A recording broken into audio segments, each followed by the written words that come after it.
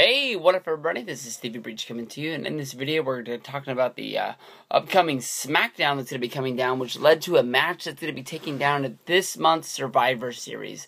This is going to be an awesome match. This is one that I'm really liking. Of course, as you know, as of right now, it looks like we're going to be having Team Authority going up against Team Cena.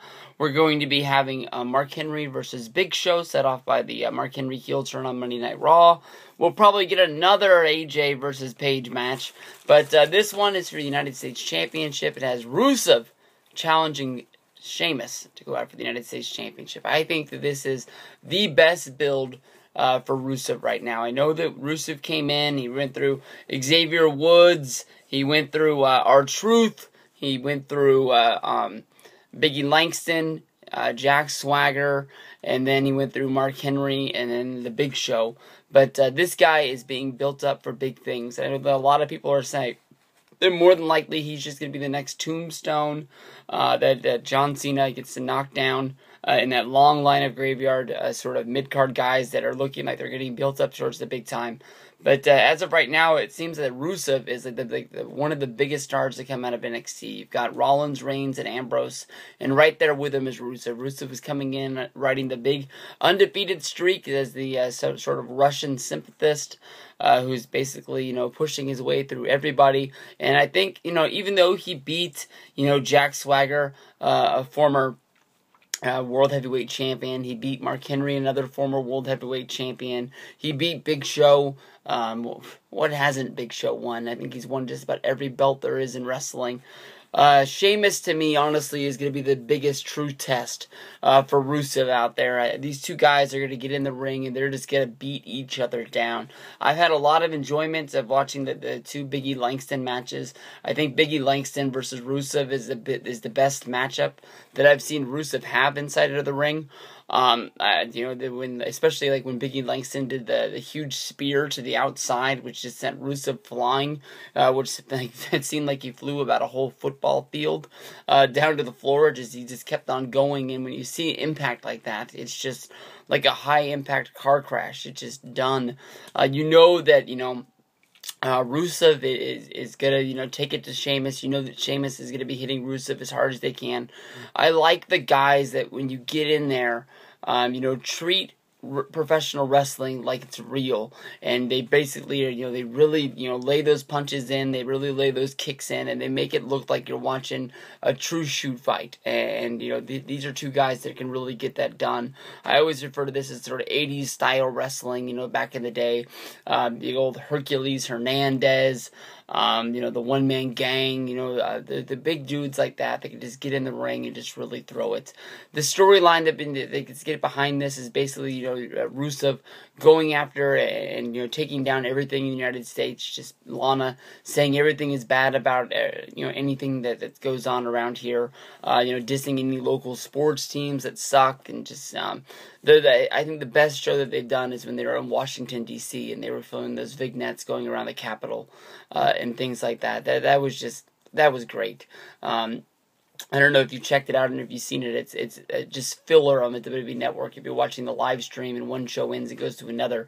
They do a commercial with Jack Swagger and Zeb, just basically with Swagger talking Zeb into running for president. They filmed that in Washington, D.C. as well. They brought back the Jack Swagger Flying Eagle. That's always a highlight of mine. But this is going to be a great match. This is going to be really good. I'm hoping that when Rusev wins the title, I'm hoping that he doesn't do sort of like what you can see Lance Storm did in WCW, as he was, Team Canada. When they won the United States Championship, they turned into the, I can't remember what it was, but it was like the Canadian Quebec sort of, I don't know. He won all the championships there pretty much. He had, I can't remember if he had the Cruiserweight, but I know he had the Hardcore belt, and I know he had the United States Championship, and they all had different Canadian names.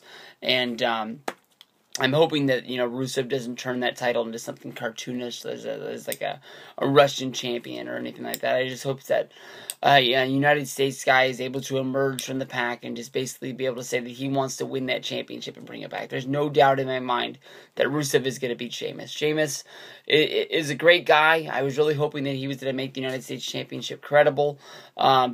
But let's face it, it's just, there's been a few good matches. Cesaro versus Sheamus was good. Shoot, it was just on Sunday, and it's Tuesday night. And I'm having a hard time remembering. Oh, it was Miz. I think most people are going to remember that match for what was going on the outside with Ambrose. I don't think, not Ambrose, but Sandow, Mizdow. I don't think anybody's really going to be sitting around, next year thinking about what happened on last year's Hell in the Cell and be thinking about that United States Championship match. Rusev can get some real good fuel under the fire. The only problem, I believe, is that if you make Rusev, the United States champion, and he's undefeated, you have to make it really big when he loses. And a lot of people are saying that it's going to be John Cena versus Rusev at WrestleMania 31, and I don't really know how you're going to get him to WrestleMania facing John Cena and not make it look weird with John Cena going after the United States champion and not have a title on the line, much like last year with John Cena going up against Bray Wyatt. I really wanted Bray Wyatt to win to help that legacy of his get started with a big WrestleMania win. Everybody's always going to remember the WrestleMania win over anything else that always happens in the feud. That's why, WrestleMania was normally the end-all, be-all, but now they went with 12 pay-per-views a year. I don't know how you can end a feud and start a new one for all of these guys leading into Extreme Rules. Even though when it was Backlash, you were trying to make that one more WrestleMania payday, thinking that some people who bought WrestleMania were just going to be riding the high on that they would want to buy Backlash weeks later to see the rematches and see them go at it one more time. So, that's when they started going with just keeping it. But, WrestleMania was always the end of a feud. Like, this is it. This is the World Series. This is the Super Bowl. We'll start something from scratch next week, but this right here, this is why you order WrestleMania, because this is the end. And they just never really do it. I mean, Bray Wyatt versus John Cena was the first of 3 matches on pay-per-view, so it just was pretty much the start of the feud. But we'll see.